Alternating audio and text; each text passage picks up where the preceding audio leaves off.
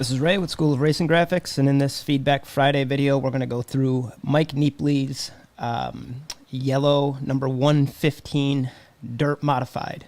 So this Dirt Modified, it's going to present quite a few challenges because there's some non-negotiables. I shouldn't say there's non-negotiables. He actually gave me free reign to do whatever I wanted with it, but I am going to make some assumptions about this design just to make it more challenging, and then to walk through how to deal with some more challenging concepts when it comes to color theory in the design process. Assumption number one I'm making is that the colors that are here were locked into. So we got red, purple, blue, yellow, white, black, and silver. I'm going to talk about how to build a bridge between these colors to make them work together as best as we can. And then I'm going to talk about, at the end, just a little bit how to manage a graphic in the background and get it to flow with the design, which is something I do typically with every Feedback Friday. The reason I'm making the colors non-negotiables, I researched his wrap design, and you can see we have gray auto, and their logo is typically always represented in red. And then we have CFH Enterprises, and that's the logo on their website. So I just brought it in here so that we could reference it, so you could see that here. So this is an actually pretty accurate rendition of their logo. And so because red's in this logo and red is in this logo, I'm assuming that we have to use red throughout the design, or at least in the two logos. And so therefore you want to implement it in some other spaces if you can, to carry the theme throughout the design. Sometimes you can't do that. It just doesn't work. And then the Watchman logo, which is completely custom. Mike built that himself. We're going to break that down, build it back up, clean it up, make it as readable as possible, stick out on the race car as much as possible. So as you know, I like to always design without the graphic in the background. I may turn it on and off a couple of times while I'm designing, just so that I can make references to it. But for the most part, I just like to design with a clean background where there's nothing there except for the sponsors and the number, because they are the most important part. Now, at the end of this design, or at the end of this video, I'm going to take and duplicate the car, and I'm going to make a couple of executive decisions that I would present to the driver and or the sponsors, and say, hey, this is what I would have done if I had more liberty with the design. If it only takes me a couple seconds, I would typically do that on a live project. If it would be something where I have to invest 5 more hours, I'm not going to do that. So you can see the original design he sent me here. Okay, it's on my Dirt Modified template. I think it's Dirt Modified template number 1 on the srgfx.com website. So I took it and I sized it up to a generic, all-around decent size for a Dirt Modified. So in this video, unlike my last one, I'm going to actually be working in real-life increments using quarter-inch, half-inch, three-quarter-inch, 1-inch increments to build out my strokes and to create things with consistency. So with all that being said, I'm going to move this stuff out of the way. I like to have empty area at the top of my canvas. And I'm going to start by stripping down the number, because there's just a couple of things that I want to change about the number. So first of all, I love 3-digit numbers. I just think they're more unique. They stand out. Especially when they're done well. I've always liked Mike's number. A couple of years ago, he had a car that had flames on it, and it was just 2 or 3 colors, and it was a really nice looking car. He always does a yellow car, which I appreciate. Some people don't like yellow.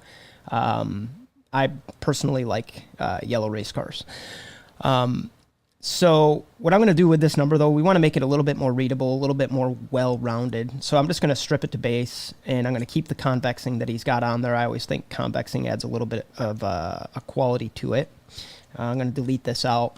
And anytime I'm cleaning up a number, I always try to get it back to 0 first. So I'm going to figure out what the shear is on this, and I'm going to guess between 20 and 25. So right there you can see it's probably closer to 20. Like that. 22. And I'm not going to get this perfect because I could spend the whole video going back through this number and combing through it. And I don't want to do that necessarily. But I do want to get it back to a decent base where I can work from it in a clean way. So I'll bring, turn on my rulers here. Bring a guide out. I always use the guides just as a reference point for how straight something is, or if it's not straight, or what is it exactly I'm looking at. So it looks like the top straight. And so we have a little bit more, like probably a half a degree.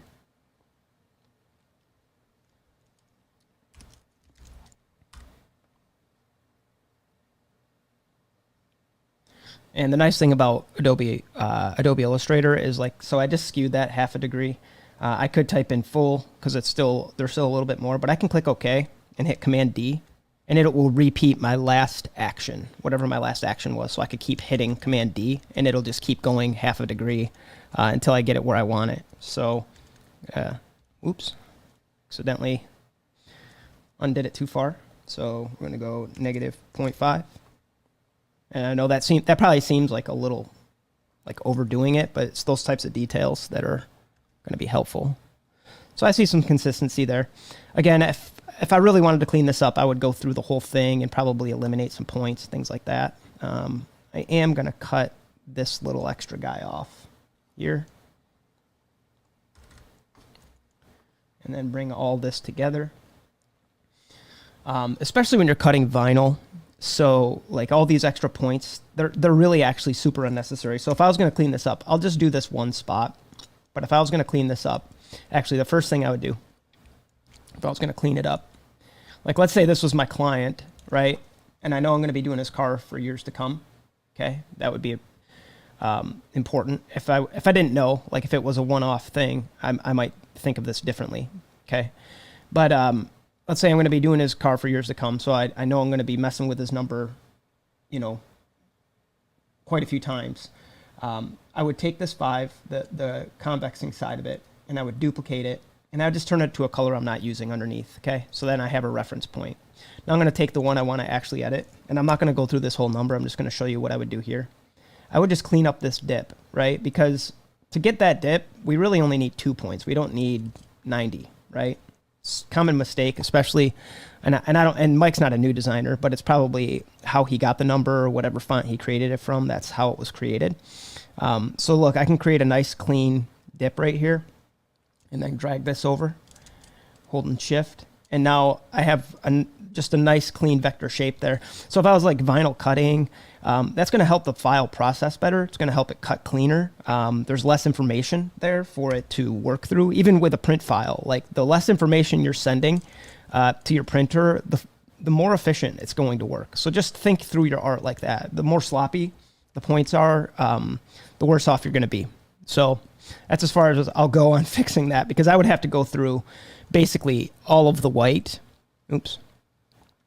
All of the white, because you can see here, like we just don't even need any of those points in there, or any of these points in here. In another way, like if this wasn't convexed, there's another way to go through it where you can go to Object, Path, Simplify. But sometimes the results are not favorable, and so you really got to be careful on what you're doing, but it'll tell you how many points you've cleaned it up. So look, it's maintained the shapes all pretty well, right? But it eliminated like quite a few. It was 126, now it's 47, so you do the math, right? So I'm just going to click OK on that, and that might actually just work. So now you can see, like, look, got 1 point in there. Now, I prefer my corners to be set up with 2 points, like rounded corners. But even still, it cleaned it up quite a bit and made it a lot more manageable. So I'm actually just going to leave it and let the convexing sit on top of it. I could do the same thing with the convexing. Again, I'm not really committed to doing all of that. Sometimes it wouldn't line up exactly right over the 5. I mean, there would be other things to fix. Like you can see down here now, like there's a little white space and things like that. And we're going to do a little workaround for that. So just consider cleaning up your artwork is really what I'm saying. All right, so I'm going to go ahead and turn that into a clean path. That's, now it's got the bounding box on it. Okay, same thing with this convex.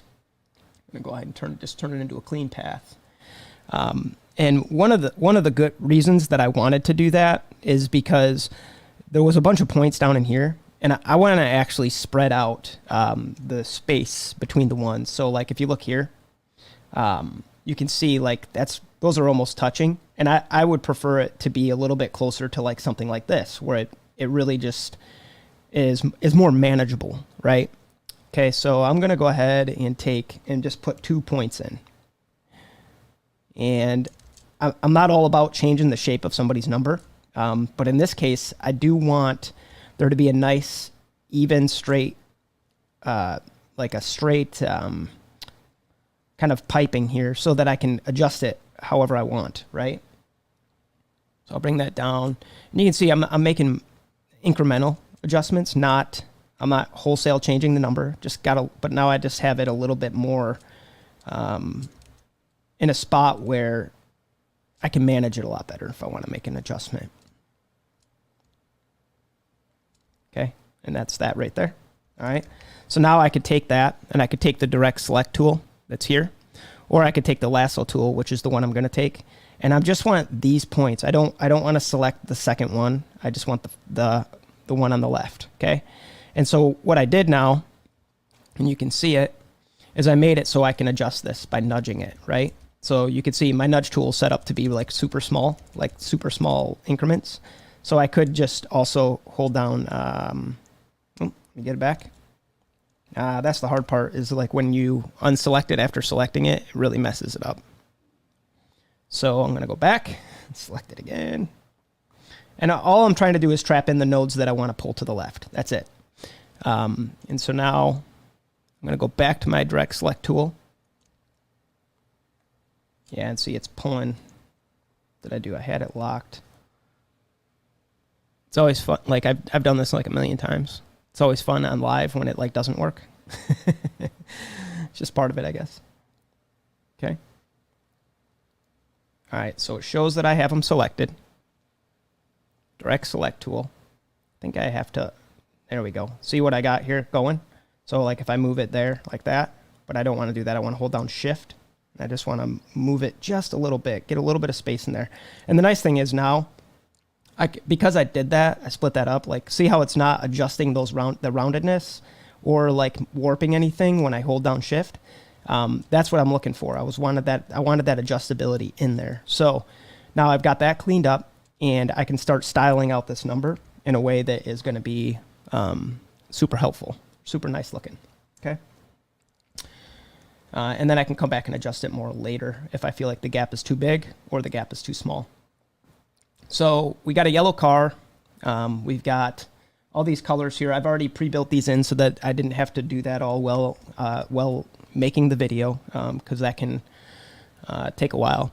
So what I like to do when I'm working with a lot of colors is I prefer to build a bridge, right? So like I don't think purple and red and blue like really work together very well. So we've got to build a bridge. Like what colors can be in between there that gets us from one color to the next. And it's a little bit where like color theory and stuff come into play and are really helpful. So I'm just gonna, build something like this. Okay, just so that I have like a good reference point. And I'm gonna attempt to go from darkest to lightest. And then I'm going to leave out my shades. So we've got blue here. The blue actually looks a little darker than the purple. Okay. And then we've got red. We're going to have orange. I would actually argue, because the color family, the magenta, which I'm going to bring in, is going to kind of help us marry to the red and the orange, right? And then silver and white. Okay, so these colors are the non-negotiables: purple, blue, red, right? We got like that. And so what I want to do is I want to implement a couple other colors that will help it bring in together. Like orange actually marries to blue really well and to purple really well. And so I brought in this magenta / pinkish color to help us build a bridge up to red, because pink is essentially just red with white. It's white mixed into red. And then the other thing that I like to do is create shades of colors. Okay, so for instance, if I have a blue, I also like to have a light blue. If I have a red, I also like to have a dark red. If I have a purple, I also like to have dark purple kind of a thing.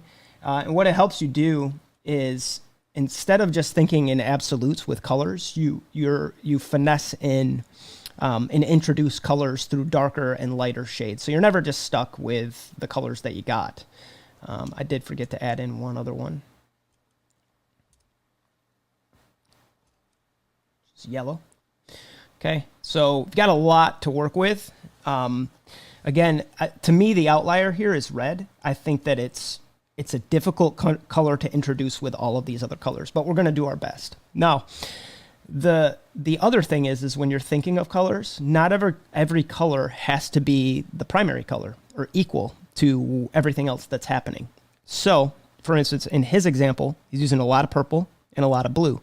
So I'm assuming that purple and blue are going to kind of be dominant, and then red, orange, yellows, things like that, they're going to be more of a highlight. So that's how I'm going to build. I'm not going to build it like I have to make red super prominent. I'm going to build it more like red is a feature, but it isn't the main ordeal. Okay. So with all that being said, just keep that in mind. We're kind of trying to work with the full gambit, and I reserve the right to be able to adjust any color or eliminate any color as I see fit throughout a design, depending on how it's going. If it just is creating too much tension to my eye or is too offensive to the eye, then I eliminate one, right? I don't like keep it in there and mash it in and just make it work. You gotta sometimes make it simple. Most designs is you're looking at 3 colors, right? And then black and white. So you would have one, purple, blue, magenta, then black and white, and you would work from that. But in this case, we're trying to implement quite a few. So that's why I spend all that time just talking about it. All right, so we want to make this 115 really stand out. I'm going to keep this here for comparison's sake. I don't mind the red being on here going into the black. I think I would want to finesse it in just a little bit more. So what I'm going to do is I'm going to build some fills. And if you're not familiar with the appearance panel in Adobe Illustrator, I suggest you get familiar. So I'm just going to drag and drop these. Actually, you know what I'm going to do before I do that? So I'm going to drag and drop one, and I'm going to offset the path. Effect, path, offset path. And for now, we're just going to go 0.5 inches. Okay, so you can see there, nice and bold, and we're going to turn that the red color. Okay, and now I'm going to go ahead and make some duplicates of that.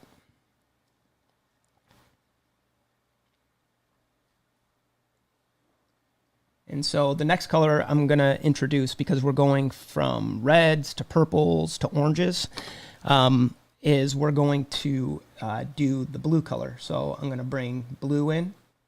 And I'll be honest, this color blue, like when I look at it, it's just not my favorite color blue. Like I always like a little bit more aqua in my blue, or kind of like just like a hint of green. It doesn't look green, but it almost in a weird way warms it up a little bit. So I'm going to be adjusting that for sure.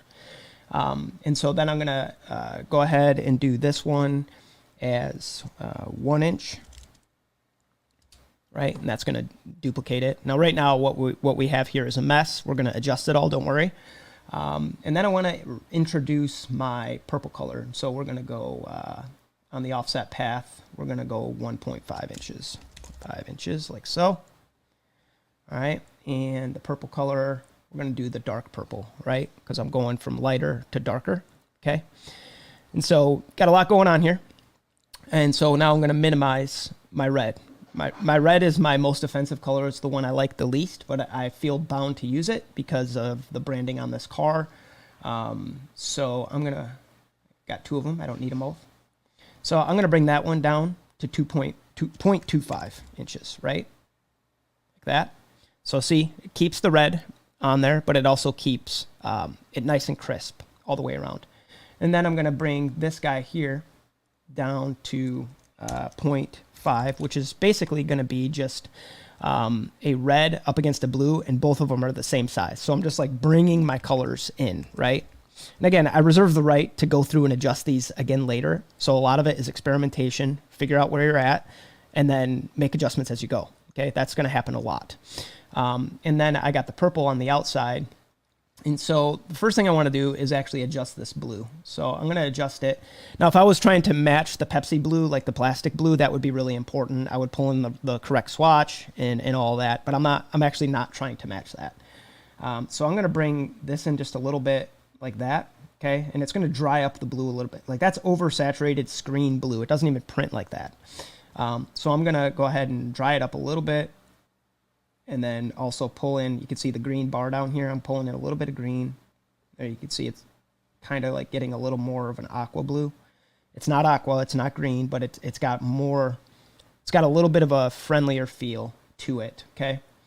And then I'm gonna just darken it up a little bit. There we go. And now you can see it's not clashing with the red quite as much. So now what I want to do, because I'm not trying to create anything that's like, got a lot of, it's like, wow, there's red, there's blue. I'm just trying to bring the brand to life, right? Red, blue, purple, red, blue, and purple. Okay. So what I'm going to do now is I'm actually going to take the red and I'm going to introduce a little bit of an orange. So think of it like we're painting, right? It's still going to look red. But I want it to have a little bit of orange in it because it's just going to help bring us to that purple color without the red being so stark, right? So now look, I've honored my red color that's going to be in this logo no matter what, right? By bringing it into the number. It's not overbearing. I could maybe thicken it up a little bit. But I brought it to orange, which just goes super nice with the blue, right? And now what I can do is I could take the blue color, and I'm going to go ahead and instead of just leaving it as blue, I'm going to bring this down here and I'm going to allow it to blend into the purple a little bit. And that's going to allow me to do something that is going to be helpful. Okay. So now we have the blue coming in at the top, and now you can see, we started with this thing that looked kind of like, oh boy, like this is, this is a little bit intense, right? It doesn't exactly look right, or something about it isn't exactly right. But now it's starting to work itself into something that is a little bit more manageable, right? Okay, so now what I can do, because I've blended my blue into purple, is I can actually thicken it up just a little bit. So I'm going to double it like that. Okay, and that's a little too much. So let's try 0.75. And notice I'm working in the increments, right? I know what my increments are, and I'm going to work in them. Okay, so that's really important. And there we go. So now we have the blue going down into the purple. And I can already see I still need to add a little bit more space in here, right? So that's why I built that adjustability. I wanted to build that adjustability into the number. Like that. And really I'm looking for like this equal space here. And because ones have this thing, they're similar to fours in this way, where it's coming out and it's kind of like crowding in on the other number. We might not match this gap perfectly, but we definitely want there to be a gap there, because we're kind of like finding the balance between this gap and this gap without creating too much space, but not too little. Like this is too little. Like this is really crowded right here. Okay, so we want to open it up. There isn't like a hard and fast answer for that. You got to train your eye. You got to train your eye to see it, right? And what's funny, you'll train your eye to see it, and then somebody else's eye will like pick up on it and say like, oh, you could have did a little bit more, a little bit less. So some of it's going to come down to your personal preference too. Don't ever forget that. All right, so now I know, right? We've got 1, 2, 3, 4 colors. Technically, if you add white and the silver, we got 5 colors, right? That's a lot, but it's okay because we've blended, right? We've finessed it through. We didn't slam it, right? So if we were to do a slam, let's just pull it over here.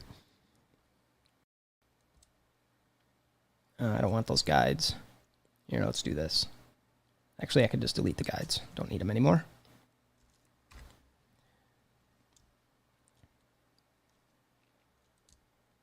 So if we were to do a slam, what I call a slam is just like, these are my colors. So they're the ones I'm going to use no matter what. See, it still looks okay, like it serves its purpose, but it lacks a little bit of finesse.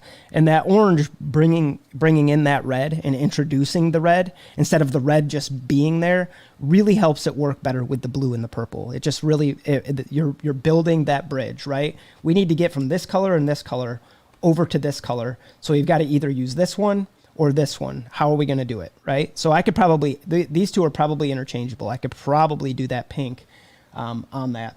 So I'm getting into color theory a little bit, but it's because that's how you have to think when you're working on cars that just have so many colors. Is like, not all of them can own the same, can have the same priority on the rung or on the ladder of priorities, right? It's like I can't put purple, blue, and red at the number one spot. I got to pick one. Everything else has to serve it, right?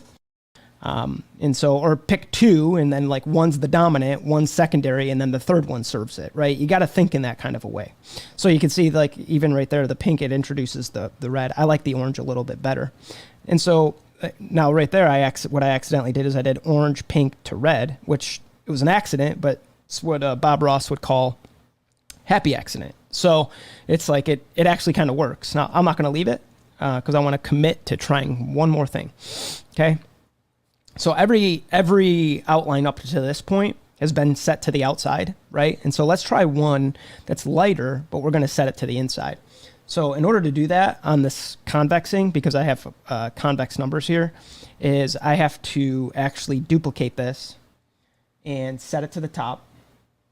So it's going to be over top of my convex, right? So now I have one on top, one on bottom, and I'm going to strip all the styles off the one on top. Clear appearance. So now, whoops, what am I doing here?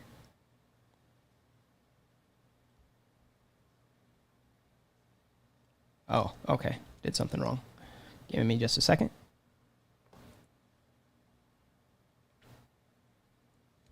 Let me get back to where I was. Sometimes I just lose my spot. Okay. So I'm going to take this one, and I'm going to go ahead and duplicate it, and I'm going to bring it to the top. All right, I'm going to delete this just because we don't need it. And so now I'm going to strip the appearance off of it. So now it's basically an empty shape, you can see here. And so what I'm going to do, and this is going to kind of help hide some of my convexing errors that are going to be around the edge, is I'm just going to set a stroke to the inside of this. So I'm going to hit stroke, and we're going to go small. I'm going to go 0.25 inches, and I'm going to set it to the inside. So now you can see, right, we got it set to the inside. And for a second here, I'm just going to turn it white, okay? And so now you can see it kind of helps bring a little bit of a crisper look to the number, right? And so what I'll do here is then experiment with maybe turning it the pink color, right? Now, it does actually look, I actually don't mind that look, but it kind of really concealed the number a little bit and changed the overall shape of the number, which I don't always appreciate that. So I appreciate it in subtlety. So instead of doing 0.25, we'll go to 0.215, which is 1/8 of an inch, right? And so now we've got the pink to the orange to the blue. That actually looks pretty good. So now what I'll do is I'll bring this down here, and I will have two strokes stacked on top of each other, and one will be white and one will be pink. But notice how small I made it, right? Okay, so we're building like thick outlines by building multiple small outlines, and it really just helps give finesse to the entire idea, right? I keep using that word finesse, and that's important. So I'm going to go 0.375, so we end up with a 1/4 inch, 0.375, because we're going to pop it out behind the 1/8 of an inch, so that's going to give us a full 1/4 inch, just like that, okay? So now it brings that crispness back. So what I would do then is I would set this stroke. After I got done with all my work, I would object, path, outline stroke, and actually object, expand appearance, and then it'll expand both strokes. And then I would put a little bit of an adjustment on this point here, just so that it didn't dip down into my convex, okay? Or you can also stamp out the convex with that. But you kind of get the basic idea. And if you wanted to, you can go through and adjust your convex later. That's not something I'm going to cover here. Okay. And so, but for now, I'm going to leave it because I want to work in a non-destructive workflow. So, meaning like when I make adjustments to the number, it will go live. I'm not warping and skewing hard shapes, right? So now I can shear this. We can go 25 like that. You can see everything looks pretty clean. Got the little bit of blue in there. I think that looks pretty good. Now I always reserve the right to add more tones, right? So I've got this blue, I've got this blue, which this blue is probably too light to use, but like, let's say, I wanted to get a little bit more of a lighter blue in there and then a little bit more of a lighter purple in there, but not as dark as that purple, but not as light as this blue. So I'd start playing with those ideas. Like you could do too much if you're not have any finesse, but if you're kind of painting it, then it all just starts working out. So I'm going to go ahead and take this. And this is just me experimenting now. Like I actually don't know that it's going to work. I just try stuff, right? So I'm going to take and duplicate the stroke that goes from purple to blue, okay? And then I'm going to introduce a second blue color.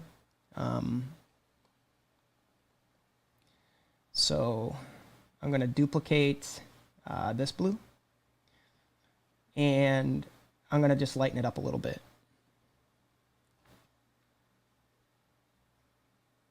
Just a smidge. Now, if you didn't catch what I just did there, I created a shape because if your stroke is selected here and then you try to duplicate a swatch, you'll see the swatch thing is you can't do it. The option is blurred out, or you just can't do it. That option is gone. But if you have this selected, then you can select this. And the only reason I made this box is so that I wasn't selecting some other thing and changing the color of it. So I made the box so I could select the swatch and make a duplicate of it. That's why I did that. Probably should have explained it as I was doing it. All right. So now, again, because we're working in our increments, this makes things so much easier. Because now I can take this offset path and I can say, oh, I want another 1/4 of an inch on that. So I'm going to bump it up to 1 inch, right? Like so. And I'm going to click OK. And you can see I'm going from purple to the blue, but I want to add in my lighter blue there. Okay, like that. And you can see it brings that blue in. And maybe that's just a little too much. All right, so maybe I don't exactly want that. So I'm going to go ahead and bring my size down just a little bit. So let's go to like 0.875, which is 3/8 of an inch. Or is that 3/8? What is that? Or is it 0.675? I forget, but somebody can correct me on my math. I'm not a mathematician. And then I would play with these ideas here. And I'm getting close to creating a contrast sandwich where I've got some extra contrast where I don't need it, but it's kind of finessed in there. It's not overbearing or overdone. So another idea I can start to play with a little bit is getting a second purple in there, right? So a little bit lighter. And I think that's probably actually going to be more of a better look, right? And so maybe that purple's a little too light. So I'm going to take the dark one that I'm using already, and I'm going to duplicate it. And then I'm going to go ahead and just lighten it up a little bit, bring a second tone in, select this again. And then instead of having that really light one on there that I had, I'm going to do the second one. And it's just a subtle lightness. You can see it's in there now, right? Just helping build it out. Okay.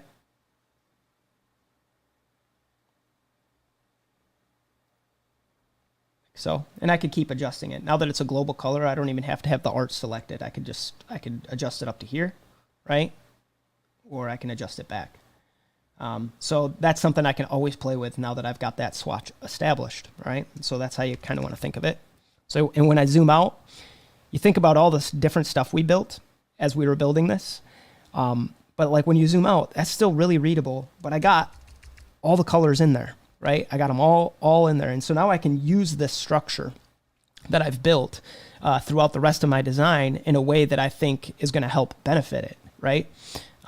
So there's still some things I could do, like maybe my pink is just got a little too much contrast to it. So I want to lighten it up so that it's not, darker than my orange. But you kind of got to make those decisions as you go. I don't like things to go dark light, dark light, dark light. I like it to blend, right? And that's what helps really make a design come together. Okay, so I'm going to go ahead. Now, one more thing I can play with, because I don't always, in my mind, I'm not always thinking I have to use black. I know a lot of designs, it's like we feel obligated to use black. The only reason I actually want to use black in this design is because this logo here is cuffed to it. So if I do a design with no black in it, and then I have one logo in there with it cuffed, it's a little jarring to the whole design, right?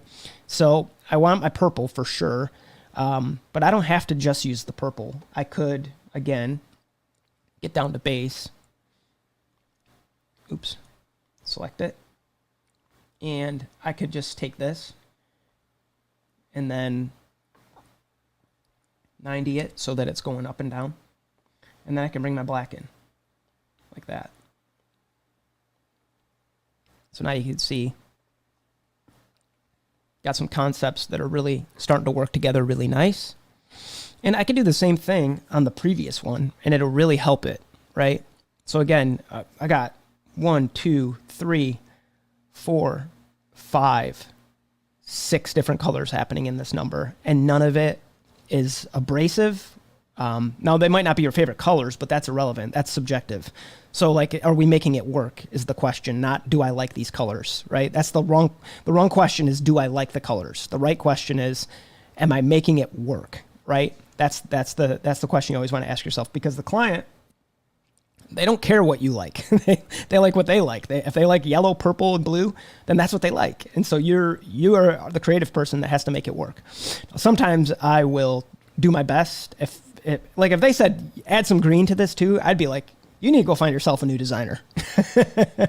No, I wouldn't say that, but it would be a lot. That would be a tough ask. And so there are times where I try to talk people out of like making bad decisions on their design. And that is a right I think that you have as a designer, is like, hey, like, you hired me because I'm a professional and I do this for a living. And so you need to trust me to like that I'm going to help you make good decisions for your race wrap, right? It's part of the expertise. Like if I hire a plumber, I don't know anything. I don't know. I mean, I know a little bit about plumbing, but if I hire a plumber to like do something at my house, I don't like watch him and be like, oh, if you did it like this, at the end of the day, I just want him to do the job and I want it done right. So I don't have to think about it. Right. So now what I'm doing is all these gradients I built, I'm just implementing a little bit of black, and I'm going to stagger it so that it kind of lends itself to being used in a helpful way. So now you can see the black kind of comes up. I think that looks pretty good. And again, I reserve the right to adjust all of that later, right? I'm maybe not 100% sold on everything I'm doing right now, but it's a good starting point. Okay, so I'm going to say for the number for now, that's done. There's one little thing that's been kind of triggering my brain. It's this little thing here. I believe, yeah, if you just get rid of that handle, it sharpens it right up. And then this handle here straightens it right out. There we go. All right. So we've kept this number just for reference. And for right now, I'm going to turn off my scale, stroke, and effects because I know I'm pretty close to my number size. I might not be exact, but I'm going to turn it off so that it doesn't scale them.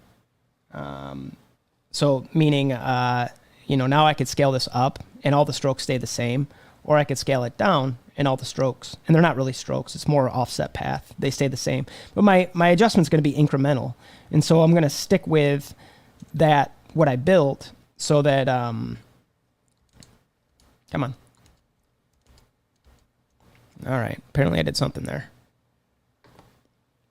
That's not getting me back to where I started. There we go. But my adjustments are going to be incremental, so I don't want to change my sizes because I did them all according to like good sizing, right? Like we got 1/4 of an inch. Now, if I start adjusting it and it's scale stroke and effects, it's going to be some other number like 0.342 or whatever.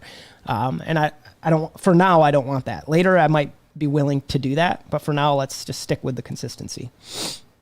So I'm going to go ahead and bring this down here. And I'm going to group it together because I got those two things on it. And I'm going to align it to the top of the door. And what it's going to do is it's going to align to it's going to align the original shape to the top of the door. So I either have to nudge it down or pull it down. I think there's a setting that will actually honor like what the size is as far as after the offset paths and everything. I don't remember it off the top of my head. I'll have to look that up. So I could do this, get it to the top of the door. And I always like it to come down 1 inch off the top of the door. Some people design right up to the top. I don't do that.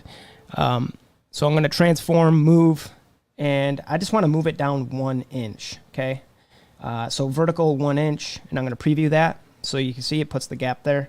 And then I'm going to go ahead and click OK. And because I did that, now I can keep moving it in 1 inch increments. It's always with Command D. It's always going to repeat last move. Okay.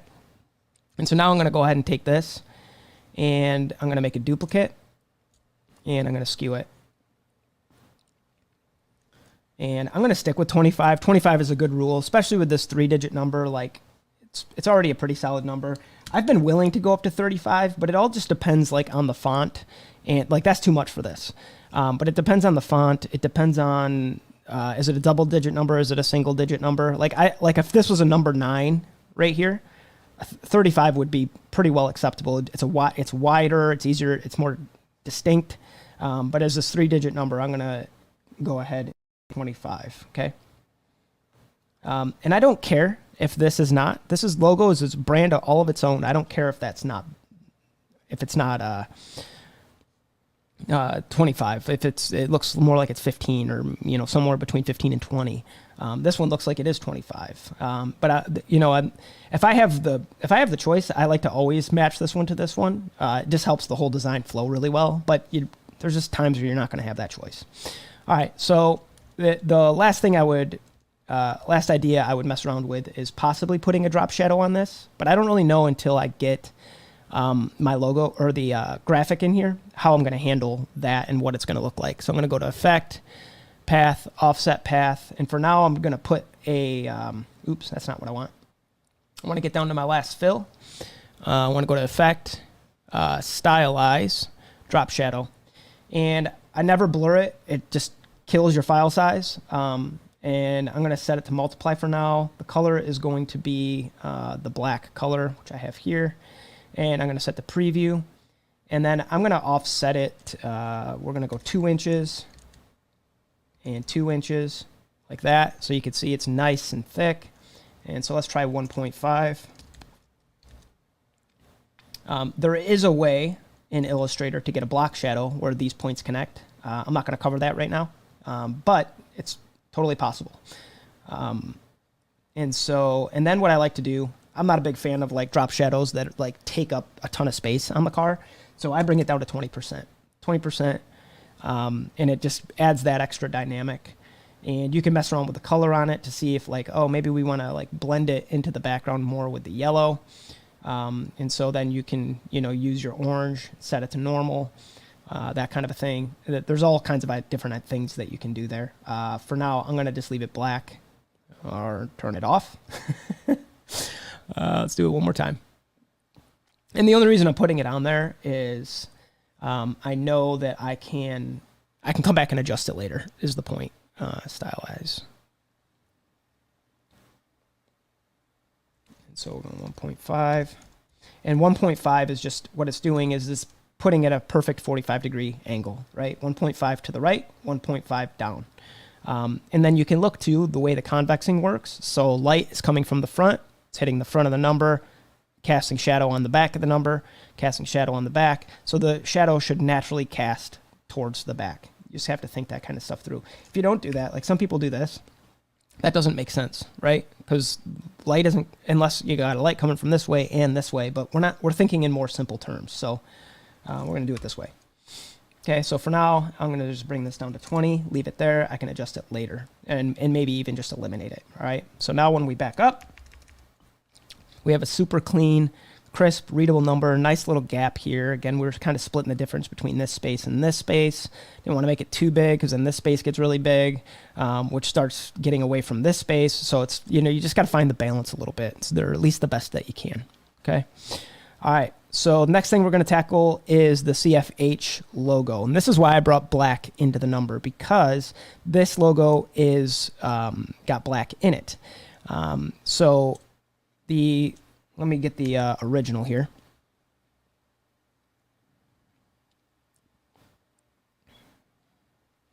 Okay, so you can see this is off of their website. It's directly on their website. So everything here pretty well honors exactly what they got. The only difference is they have a stroke, blue stroke that goes around the enterprises, but the font's the same.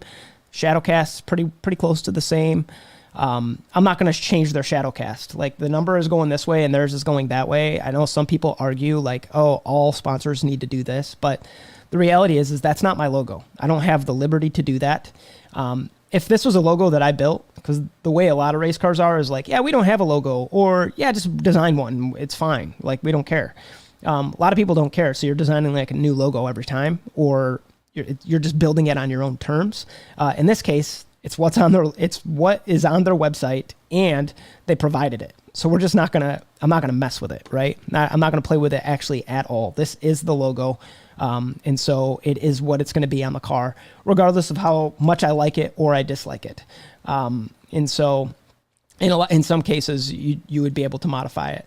Now, if I had the liberty, I would ask, is it okay if I adjust this logo to be more readable on a race car? Is that okay?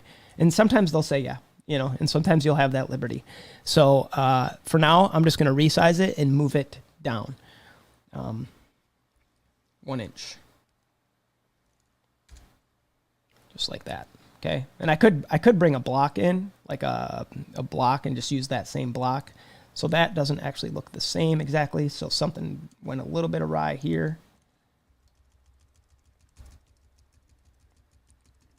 Now, one thing I will do, that I'm willing to do, you can see, if you look at this logo, there's a fade to dark red, and then it fades to brighter red, and then there's a fade to dark blue from lighter blue. This blue we're not using on the wrap. If I was gonna, I could commit to using this blue. So I would ask, I would present the sponsor in the blue that I want to use and ask them if that's okay. In most cases, they're gonna say yes, unless it's like a really major company that everybody's super familiar. Like, I'm not gonna go change like the John Deere logo or the DeWalt logo or anything like that. But in this case, they have the fade, so I'm going to ask if I can do the fade kind of a thing. And so I'm going to go to the blue that I already have in here, and then I want to fade it to a lighter blue, right? Like that. And that does help marry it to the number a little bit. And then I could, if I wanted, take this and bring a little lighter blue in at the top, but that kind of starts making things a little less readable. I'm not opposed to that. It's pretty close to actually what they've got there. They also have an inner stroke on it, so I might take this and offset the path 0.125. Let's see what that looks like. That's a little too much, so we'll try I think it's 0.035. Yeah, we'll try that. And then grab this one and add the darker blue back. And that just brings some of the darker blue back in, which is a little bit more accurate to what they got there. And then again, with this red ring, I'm going to go ahead and fade it from a dark red to a light red. I say light red, it's just red. Now, another thing that you can do, just kind of, it's a little bit of trickery, is, you can there's a lot of variations of red and how people see red, right? And so let's say, man, I know I have to use red in this design, but I don't, I need to match it to like a purple. I need to get it into a purple. So I could take my red, right? I don't have to be like dead set red. So I'll get off of that. Okay. It doesn't have to be perfectly red. Okay. That's what I'm saying here. And so I could say like, click on my red swatch. Okay. And so I've got like red and it's got a little bit of black in it. So it's dark, but I could start leaning towards, like a burnt orange, right? And like in your eye, that's still red. And then bring a little bit of that, start bringing some of that pink into it. And so it's still red, right? We're still looking at red. Everybody is deciding that is red. But it does help bring in a little bit more of those hues. So even though the red I'm using, it's leaning more towards orange, right? Like that. And then I could do the same thing with my dark red. And so it's kind of a little bit of a trick. You don't want to go too far with it because then eventually you just end up with orange. So now I'm going to bring this to a burnt orange, right? Looks like a maroonish, magenta, not a magenta, burgundy kind of a look, right? Okay. Yeah, pull this down a little bit. Like that. Okay. And so it's not something I would suggest doing often, but I just brought a little bit more of an orange into that, but everybody would still accept that as like, hey, that's red, for the most part. So just a little bit of kind of a color theory, and that's why it's called color theory. It's in theory, right? Like there's not like a hard fast rule like with the way colors work. It's a lot of experimentation, things like that. Okay, so the rest of this, I'm just not going to change. If there was one other thing that I would do, just to make it more readable and kind of pop on the car a little more, is I might just pop a black oval behind it, just like that, to help it along. Because otherwise, you got all these like kind of other odd shapes happening here.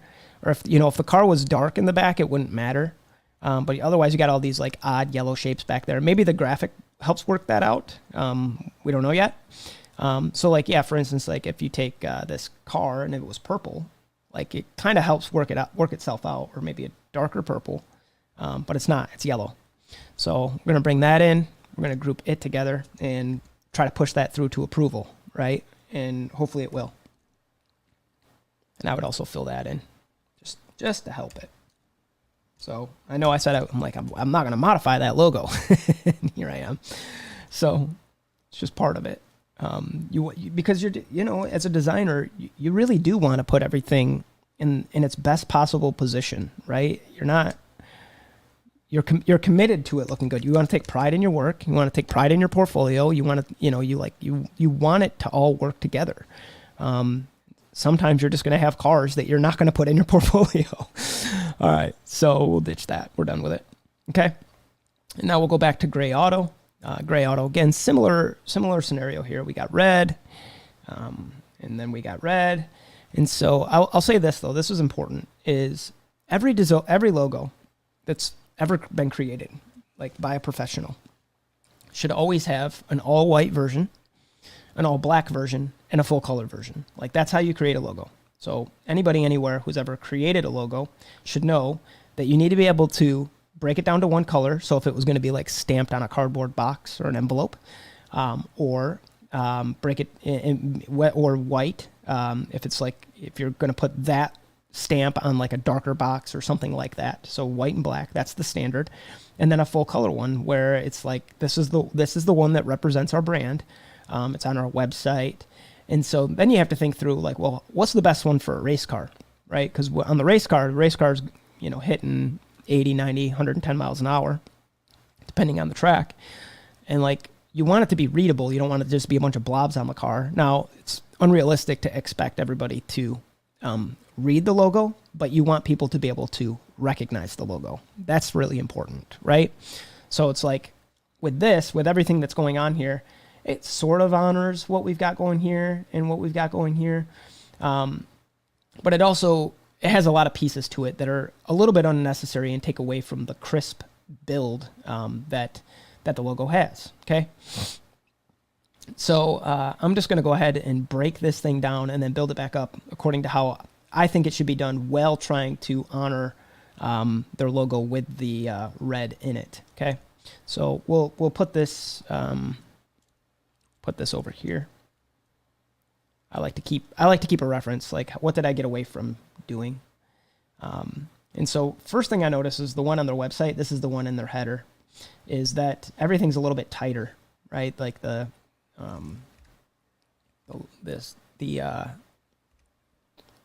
line is moved up further.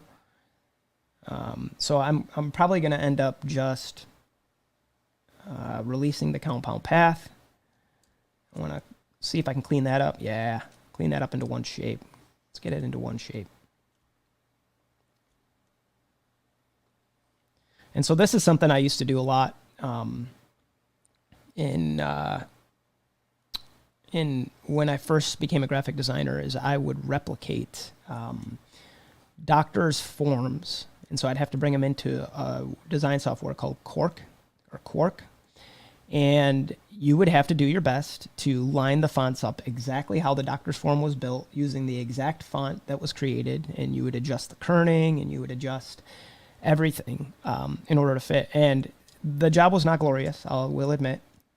But it was a good way to learn how to be particular about certain things. So I'm already seeing that the font here is different, but everywhere that I see the Gray Auto logo, it's kind of different everywhere. So like I'm not obligated to match. I'm not gonna. This is the logo that was provided, so I'm not gonna like redesign the logo. Somewhere along the way, this got approved as like, yep, you can use that logo. Okay, so I'm not. At least that's what I'm assuming. But I am gonna do my best to kind of get it to where it represents the brand, because this looks like it was built later by somebody else. Is really kind of the point of what I'm getting at. So I'm trying to do both the best I can. Trying to work with what I got, right? I don't like all the strokes and outlines on it. That's my one thing, is like I think it's too much. There's too much happening. And so if I'm gonna build strokes and outlines on it, I want to get it back to base, and then build them out in a way that really it stands out on the car. Okay. So I think that is a better representation of what they have. You know, this should probably line up with that line a little bit. I feel like this G should come up a little. See how this car here, it like looks a little squished. The whole triangle is actually wider up here, right? So I'm going to widen that back out best I can. Looks like it's doing a weird thing. Do that. There we go. Okay. Really helps it. Okay, now that's my white version. Like if I stamped that out, which I'm not going to stamp it out, that's my white version of the logo. Okay, everything's kind of pretty well cleaned up. I always get a little wary to like stamp it all together, but that's what I'm going to do. Well, no, I'm not going to do that. Keep them separate. Okay, so now I have my white version, which to match their brand, I can come back and turn it into a red version. Okay, like this. And then I'm going to come back and turn that white. And then I'm going to go ahead and do this. Sorry, I don't know what my wife is doing. She's listening to something, and I told her I was going to go live, and apparently she didn't get the memo. All right, so pull this out here. So now we've broken back to base. This is what I've done here. Broke it back to base. And so that logo, even to me, a lot of race car designers would never do this. I shouldn't say never. Some will. But like that is actually good enough. You need to know that that's actually good enough. Like this is really going to stand out on the car and set them apart, right? And so don't think that because it's going on a race car, you got to slam that thing with a bunch of outlines and get a bunch of drop shadows on it. Like, this is good. This is actually really good. Now, the challenge is it going to match the rest of our brand that we've got going through the car? Well, we've got red here. We've got red over here. Now we have red here. And I can't be responsible for like finding balance in everybody's logo and making sure everything just perfectly matches. Okay. So the thing I want to get away from is this, right? Because I like how solid this is. It's red, it stands out, stands off the yellow really well. And so I want to get away from turning this to, why is it doing that? Ungroup. Okay. Still. Okay. Yeah, well. Only when you go live do things not work. All right. So I'm going to go ahead and do this. And then, you know what? It is working. And I'm just not smart enough to figure it out. So do that. Now, let's see what happens here.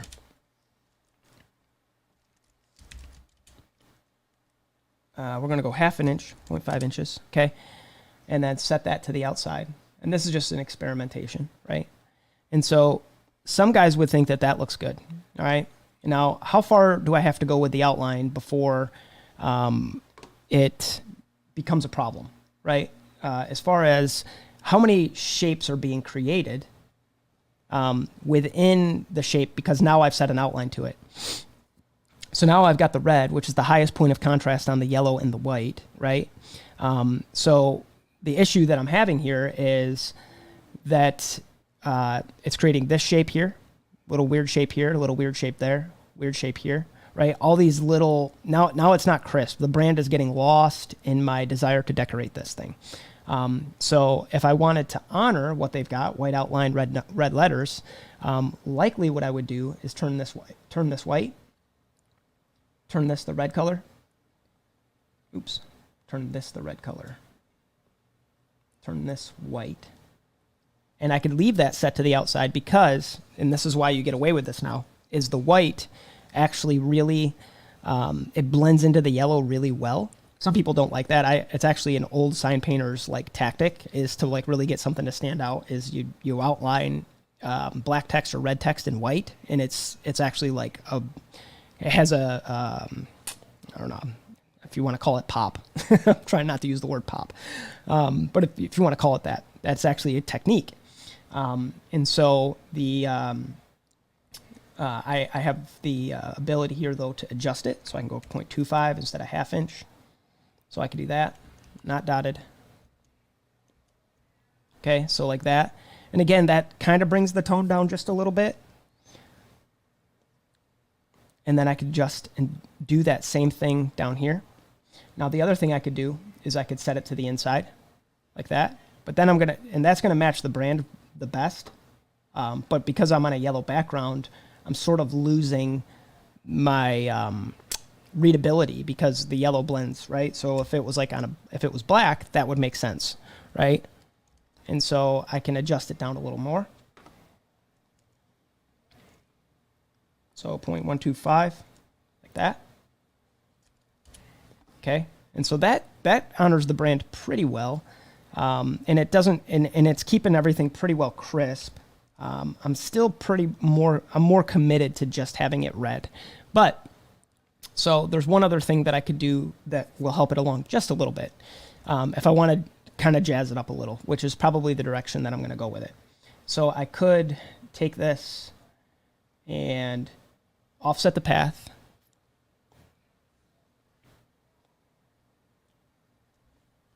And we're going to do 0.25 inches. Like so. And then turn it yellow. And then this is an experimentation. I don't know that it's actually going to work. Drop shadow. Do that, right? 0.25.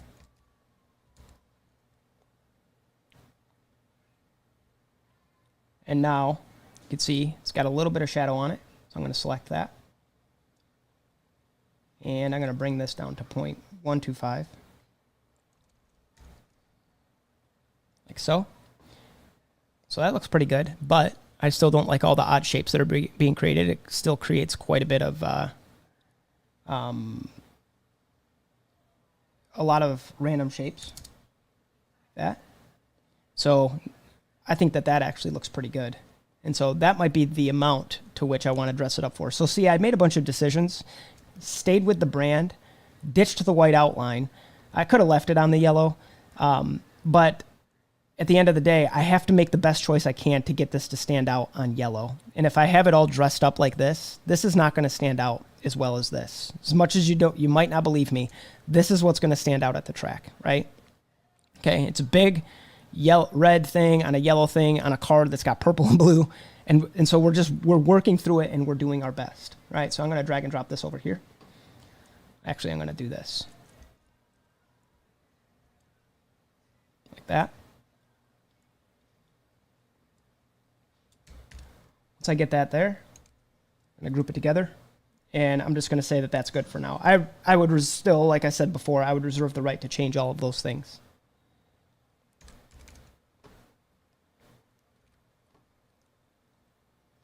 Okay, so now we're going to work through the last one, which we're going to have more liberty on. I'm not going to change any of the fonts or the text or anything like that.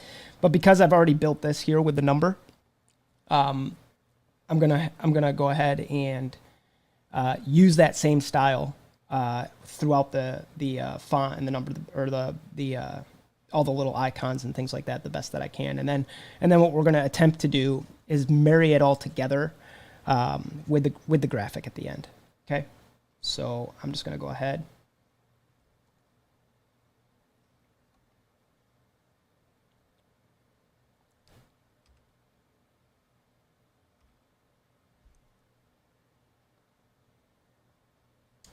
Get it to a space where I can look at it. Okay. So the big thing is here, Mike actually created this logo himself. They don't actually have a logo. The big thing here is to get these two here to work in unison. And that's what's really going to help the brand along. So I'm going to go ahead and grab this guy here, drag it down, ungroup it. And now I am going to scale the strokes and effects.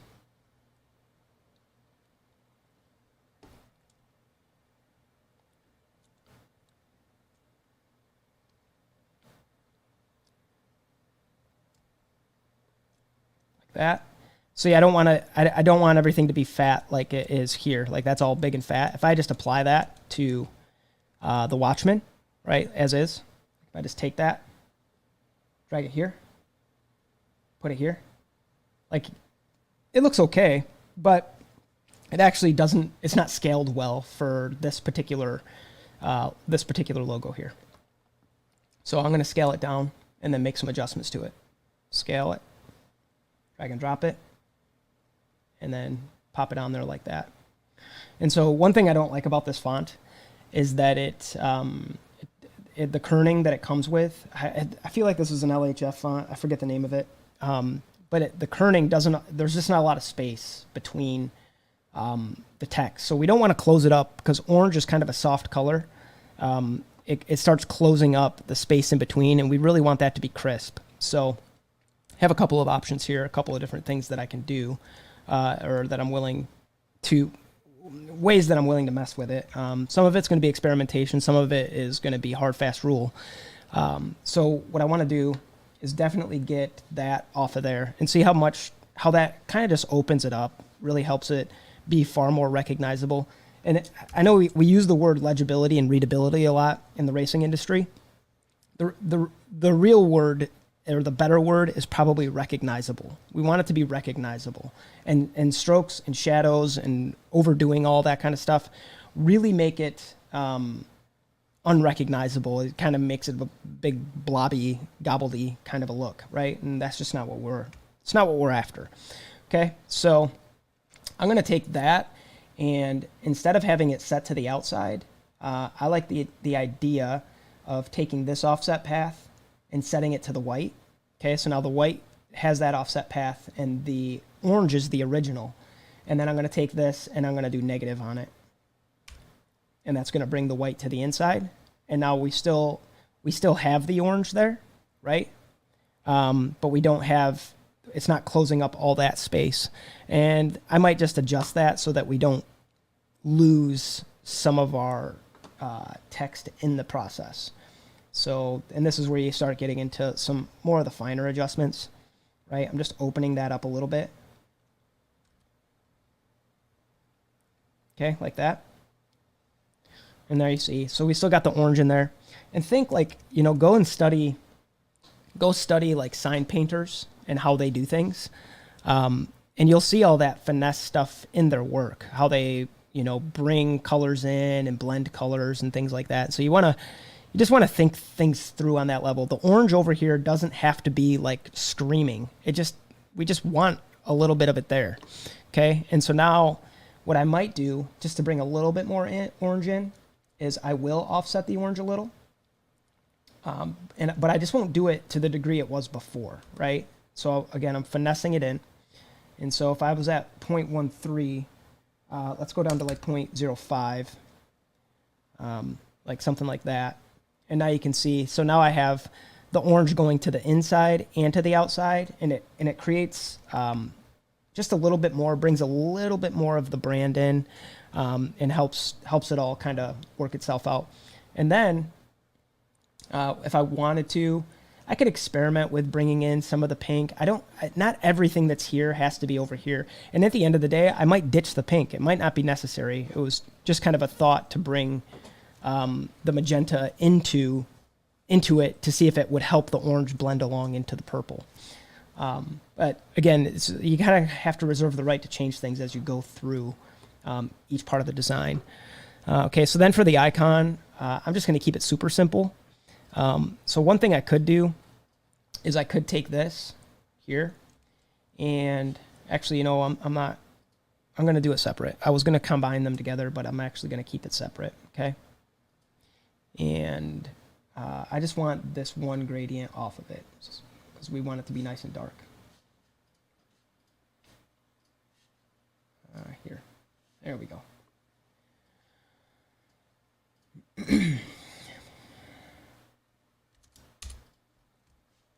Okay. And then I'm going to center these up. That. And then I'm just going to turn this white. Or I can also turn it pink and see what happens. That's not really doing it for me. Actually, that's kind of muddy in the waters a little bit. One thing I can do if I want to bring that pink in and I just want to have it as part, because it's not writing, it's not like making the text readable or more readable or less readable. Just bring another circle in here.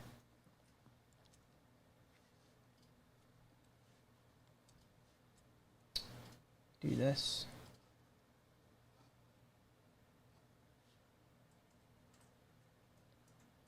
There we go.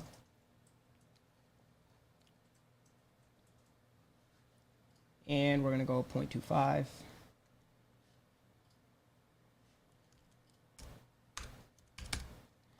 I always like, if I can help it, to, as much as I can, to bring the brand through the entire car to help marry ideas together, right? The best you can.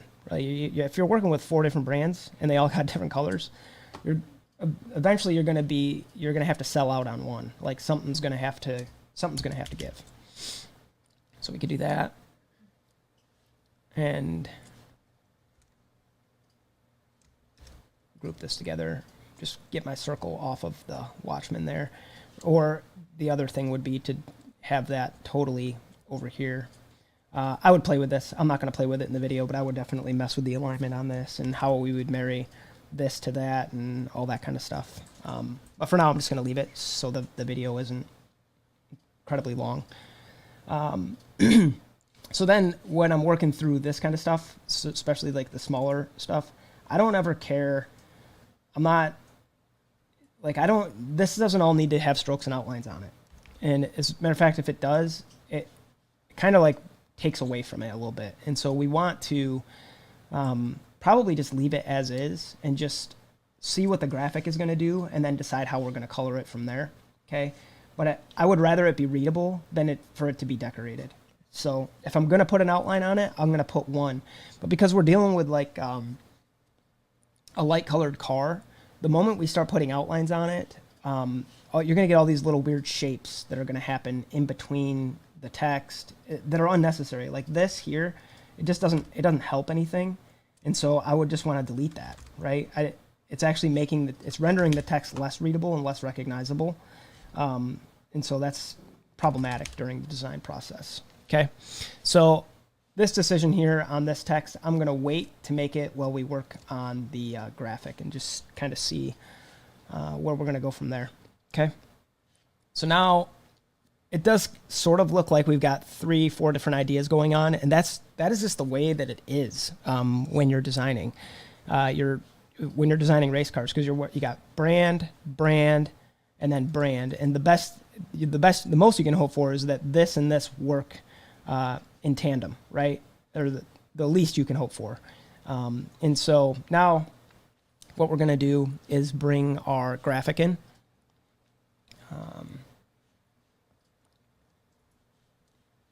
And I'm going to bring that up here. Nope.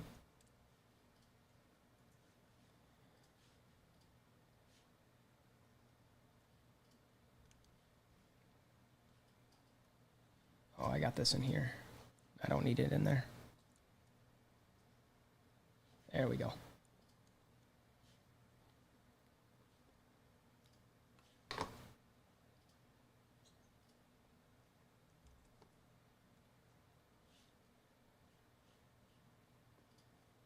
Okay, so now we have the graphic that he put in. I think that this is actually an SRGFX graphic. I want to say it's part of one of the 5 packs. So there's a couple of different things to think about. One, I always hate the criticism of, I personally, I just hate the criticism of any design. I just think every design has redeemable qualities and into place. Things can always be cleaned up and we can help people along. But I don't like it when somebody says, I don't like yellow, like I don't like your design because it's yellow, or I don't like clean designs, or I don't like dirty designs, or I don't like messy designs, or I don't like, it's like when it comes to style, like as a designer, you actually have a responsibility to be proficient in all of them. So you can't just decide what you like and then do that over and over. You have to actually do what the client likes, right? And so for me, this design, it's just it's like the super clean graphic, super easy to kind of it kind of cuts the car in half, creates really good contrast, and really helps kind of draw your eye into there's no messiness about it. There's not a lot of grunge. There's no grunge actually, and so to me it's always really straightforward how to move forward with this type of a graphic and what you're going to do, and people will appreciate it because of its simplicity. And so that's really important. So I always like these straight line graphics because the first thing that you can do with anything straight line is just grab part of the nodes and pull things around, right? You're not obligated to use the graphic as is. With really any graphic, you're not obligated to use it as is. But so like I don't like that this little shape is coming in here. It's running a little too close to up here. There's just some oddities that are happening that even though the graphic's on the car, it's not fitting into the car. And that is where you run the risk of something looking like a graphic to something looking like clip art. Okay. So I'm going to go ahead and just delete that off of there because we just don't even need it. Okay. And then I'm going to take these points here and I'm just going to drag them to the back of the car like that. Okay, and that's going to just create a continuity within the design. It's going to help it kind of help us draw into what we want to look at, right? So I'm going to bring this up just a little bit. And so now that's helping. I think it's much better as far as the readability of it. So now I'm going to take this, move it down a little bit, because this is how I'm going to determine what I'm going to do with my back, the sponsor on the back. Okay.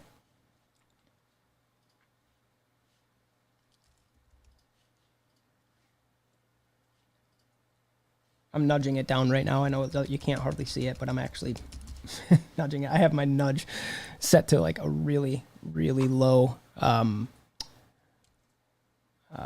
increment. Okay. And so now what I'm going to do is I see so we got this 25 degree skew, 25 it looks like. I want this to match. So I'm going to bring this out. I'm going to move it out here. I like these two different, there's like if one was like way sheared, like if it was more like that, I would leave it. Like that's fine. But it's so close, like in proximity to what we've already got, that it's either like, let's match it or be really intentional on not matching it. So I'm going to be, I actually kind of like the way that looks. It's actually not bad. But I think I'm going to be a little bit more intentional and just lean into what we've already got going on the car. So I'm going to go -15.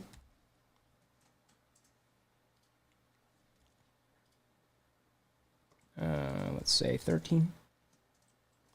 And I don't know what he's already got it set at. Let's say 10.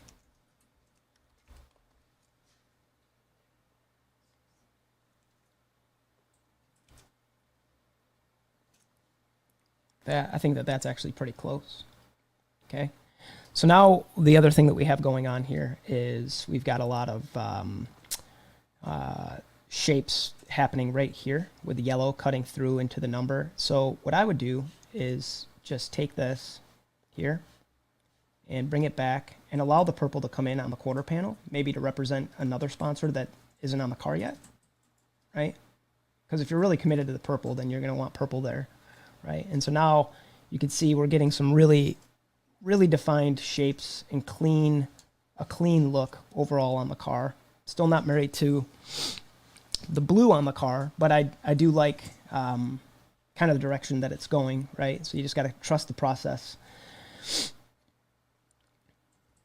This point here is getting a little bit lost below that, which is okay.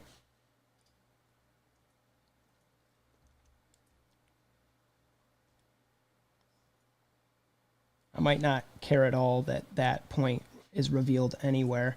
Or if I did, I could just say I want it to be straight, right?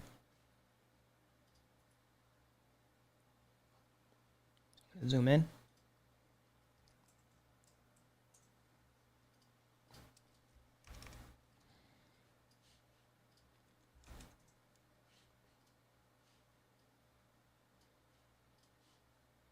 Move that back there like that. And that's again, that's going to help me determine what I'm going to do with that tagline. Okay. So, and you reserve too the right to move this up or down. So like maybe I really just I like the lower third, right? Maybe that makes more sense to this design. And so I think that looks good. It gives this clean space to work in, right? It shows all of my elements right here. Helps really make a lot more sense of what I've got going on. Gives me clean space for this logo and the tagline, right? This blue back here is going to bother me. So we'll get rid of that. All right. And so now it's just about making decisions on colors and maybe a little bit more moving the graphic around. So we introduced black. I'm going to bring the plastic up. I always keep these plastics here, just so that I have kind of a reference. And so I would actually either turn these blue, the plastic on the car, blue, which the blue we're committing to using is this blue. All right, whoops.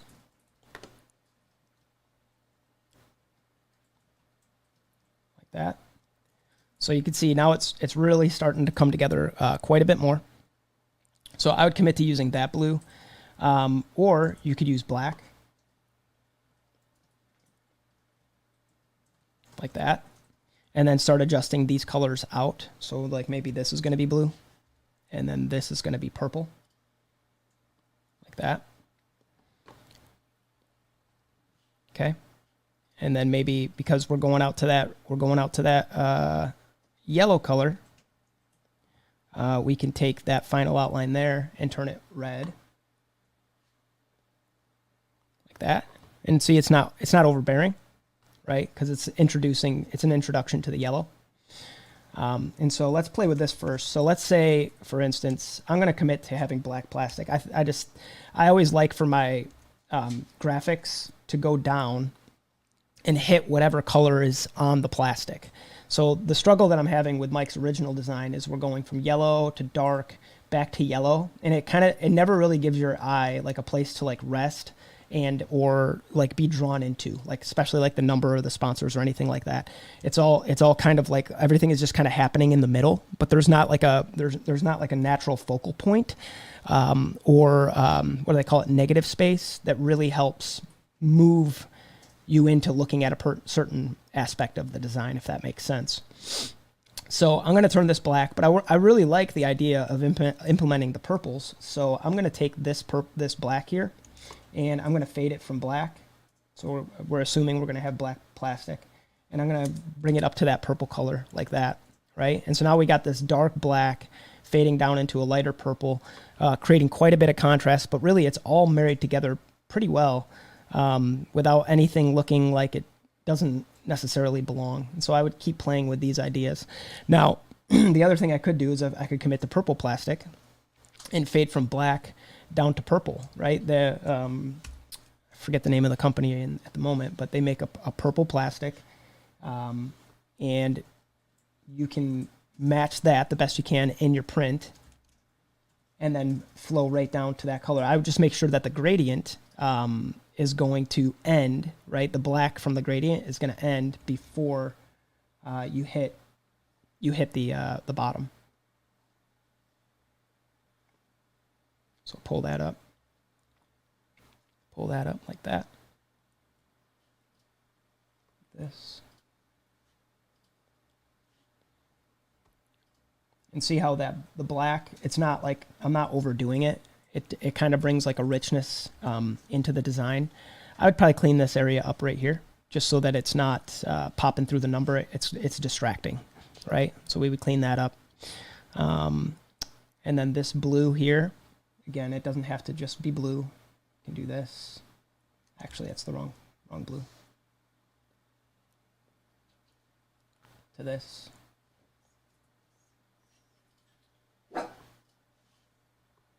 And maybe even to this. And then hit 90 on that.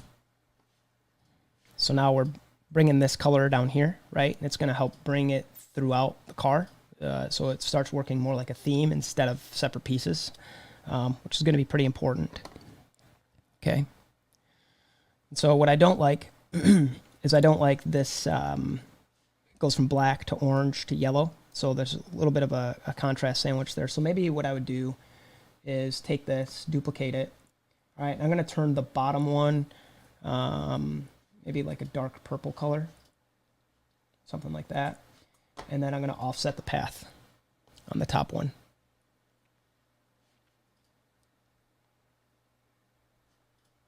Go negative. And we're going to go negative 1, 5. Oh, let's go negative 2. Well, just 2, 5. Get it right. Like that. Okay, so that kind of really helps us a little bit. Like that. And if I wanted to bring that orange in a little bit more, I could just move this, or I could offset that path.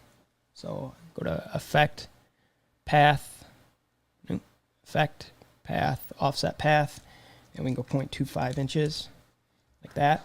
So now you can see the orange is starting to work in, right? You start seeing the theme pulled throughout. And then it just helps all of it start working together as we do it with little strokes and little outlines. And then see, this doesn't look so abrasive, even though it doesn't match the design perfect, it doesn't look so abrasive to it. And so then the same thing, I could do another one.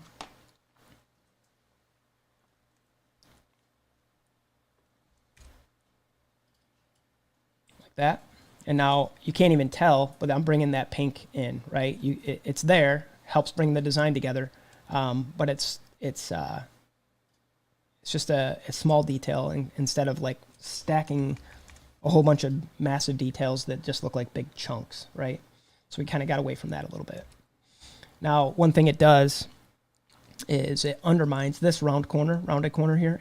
It's undermining this rounded corner here. So probably what I would do is just drag this up here and get a new rounded corner that I can work from and help kind of blend these together. So this is going to have to come up a little more for consistency.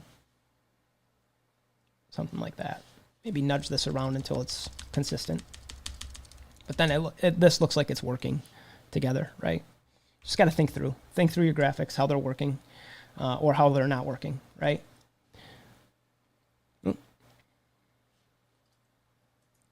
So I would want to clean up this in here a little bit. Could just do, it's hard because we've put a gradient in there, and so we could match the gradient, right? Or we could just put a block of purple in, or black to purple, which that probably does the most for us there, in as far as like making it super solid. But it does look like a pretty decent sized negative space, so maybe moving the number back a little bit from where I originally did could be helpful. And then just creating some consistency back here. So I always like, if I'm going to put strokes on stuff, like, and it's going to be evident that that's what I've done, I like it to, if I can help, to blend into like whatever it's touching in the background. So first, what I'm going to do, I'm going to do this. And so you can see now we've gotten rid of that idea, and we've just gone with a super clean, like, I wouldn't call it a throwback look, but it's just super clean look. And then this here, before we hit the bottom of the door, we want to make sure, lock all that. Got a lot of things down here. Come on. I can actually just cut this off.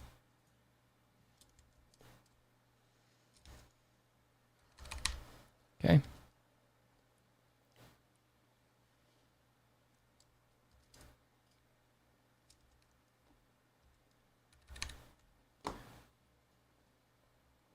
I don't just want this running down into the plastic. I want to think that through. Okay.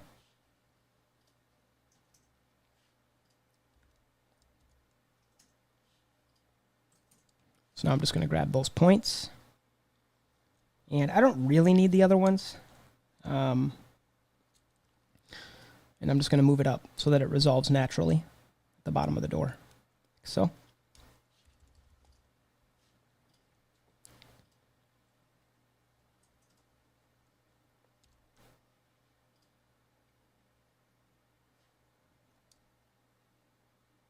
And I might take the time to straighten all that out and make it match the bottom of the door. I'm not going to do it on the video. I just don't want to take all the time to do that. Okay, got that touching right there. I might take this and this down just a little bit so that's not touching. And then this gives me all kinds of space, right? Now that the graphic's not all broken up into a bunch of weird things that like it was at the beginning, it gives me all this space to put in stickers, maybe his name under the number, that kind of a thing. I can size the number up just a little bit. I don't want to size it up too much because the more I size it up, being that it's a triple digit number, I've got to size that down or move it back, right? And so I do have quite a bit of space here. I could decide to move this down half of an inch, so I can just add, you could do your math right in your transform panel, so you can go plus 0.5 and it'll go down Y half of an inch, right? And I can do the same thing with this. Just do your math right here. So plus 0.5. So now it's half of an inch and a half down, right? That kind of a thing. And that helps eliminate some of that space right there. The other thing you could do is, stretch it taller, but now you're losing your original skew and all that. So you would maybe do that up here, stretch it taller, and then skew it. So it uses up a little more of that door space. But I would consider, I'm old-fashioned in this way, is putting his name down here. I think that this is how you spell it. And it doesn't need to be like a intense, I think people overdo these. You know, it doesn't need to be like a lot of outlines and things like that. It could just simply be his name and, you know, block colors. Now, if I want it to be a little bit smaller, I just increase the kerning.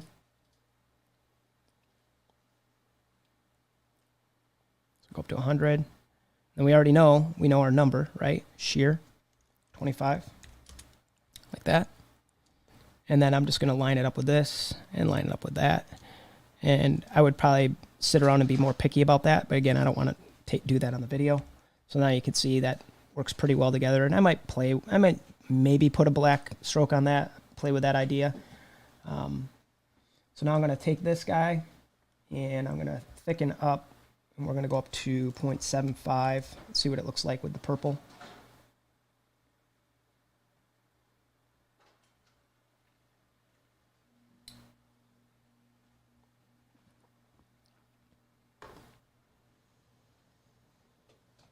Looks like that one's an extra, so I don't actually need that. Oh, okay. So we're going to go up to 1. Like that. And that's going to just help maybe bring a little bit more consistency between the number and because I know I have this luxury, I can shrink this down so it's not touching the wheel well opening. Like that. All right, so now we're going to deal with is this guy here. So first is the number, then the license number. And I would just match the graphic. Like right now it's not. I would just match the graphic to the rake on the car.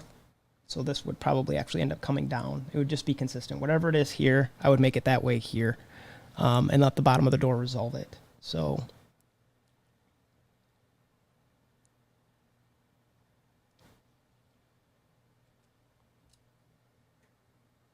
yeah, you can see there's quite a bit more that it can go down.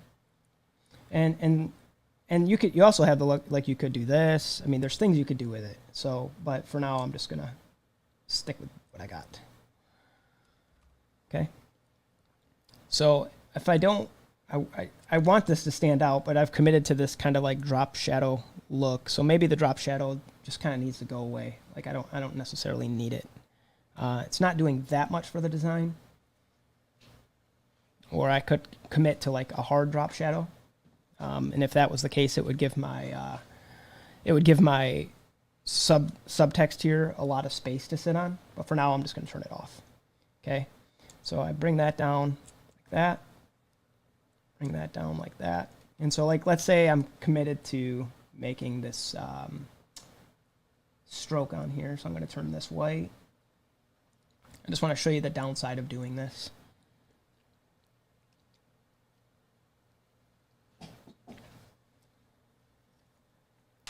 So I'm going to go 1 inch, right? And that's like super thick, right? 1 inch.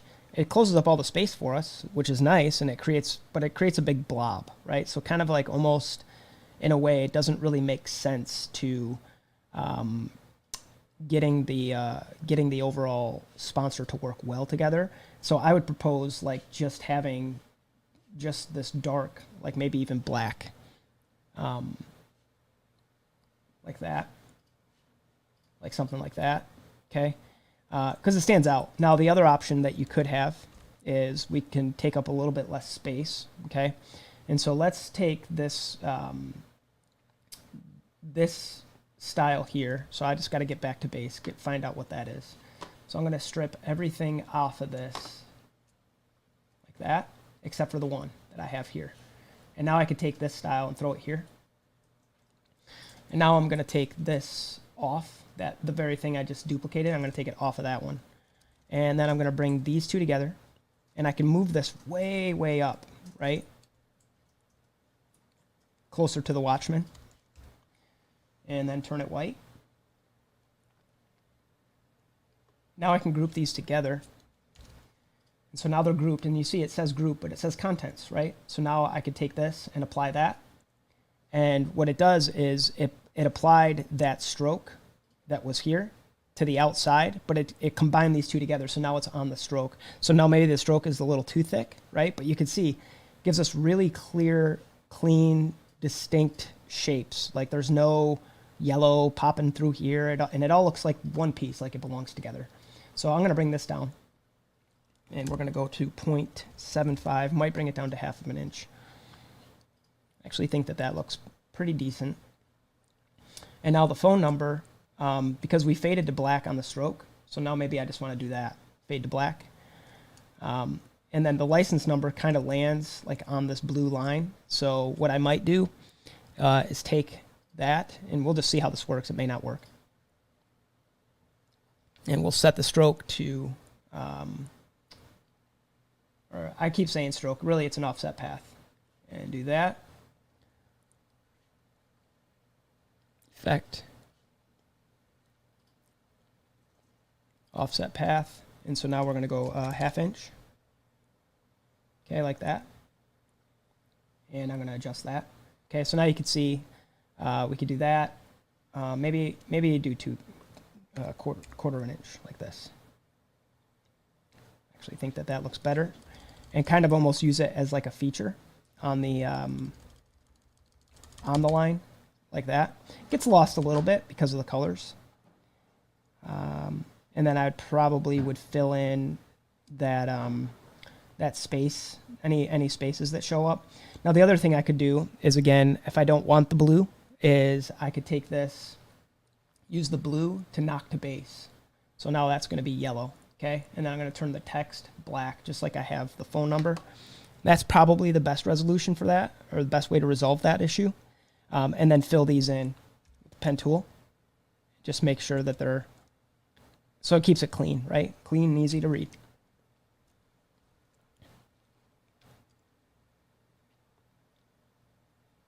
And I would go through and clean all these. I'm not going to do it in the video just because it just adds a lot more time.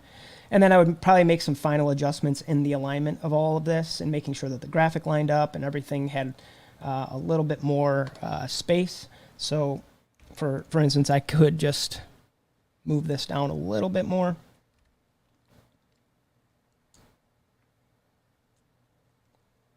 Like that. And it'll give me a little bit more, sorry, I have this habit of hitting shift and then scrolling to the right and left, and that shift and scrolling to the left and right actually just tries to bring you to your next artboard. So I got a bad habit of doing that. And if you hold down control, it's like a slow scroll. So then just fill in these points here, and it gives it just a good resting spot. I would work on some more alignment of this graphic and making sure that everything was straight. That things didn't look random or out of place. So maybe move that down there like that. Okay, something like that. And there you go. Now that's all working together pretty well. And you can see we don't have any random shapes. Everything is complementing everything else on the design, at least the best that it can, while trying to mix these brands together. So now I'm going to go ahead and do that and do that. And I did say at the beginning of the video that I would take the car and duplicate it and then make some proposed changes, but I actually think pretty well satisfied with it. The changes that I would have made would have been to like put one outline on this sponsor that was the final, like to match the black. So I would have just taken this group and then added this to it, just to bring it into the design and in the fold of everything else that's happening here. So, but I wouldn't do 1 inch. I would do like 0.25 and see what it looks like that. And so that just brings a little bit of purple into that design, and it didn't sacrifice any of the readability. But what it does do is it changes their brand. And when you do that kind of a thing, you need to buckle up for somebody saying no, right? So then I just turn that white like that. And so that helps bring it in. I don't think I would make any changes to the gray auto. I think it actually stands out up there really well. And just,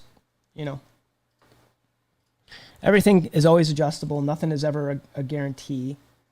So you got to just kind of work through the design and be willing to experiment a lot. I experiment a lot. I never land on my final result the first time. I think that that's a mistake that people think when they see designs in somebody's portfolio, is that they didn't work through it. They just inherently made an amazing design without like having to like make mistakes along the way.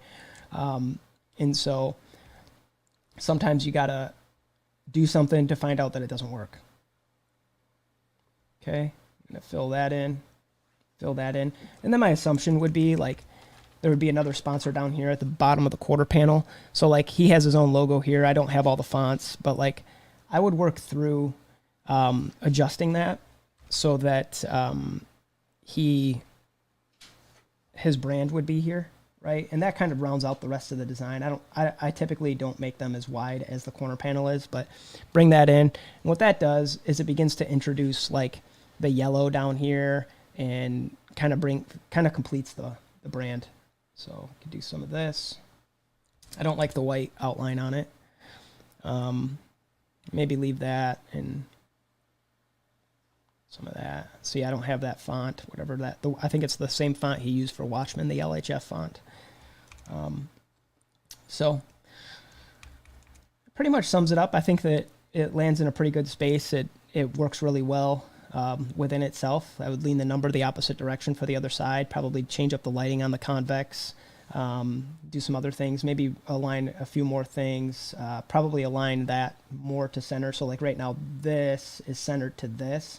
And I might line that up and center it up to the quarter panel, or I would at least try to, and just see how it looked. If it didn't look right, I would bring it back and that kind of a thing. So if you guys have any questions, hit me up on the support page at srgfx.com/support. If you're watching this on YouTube, or even if you're watching it on my website, in the bottom right-hand corner, there's a little icon you can hit subscribe, and that'll help you subscribe to the channel. So appreciate you guys. Thanks for watching.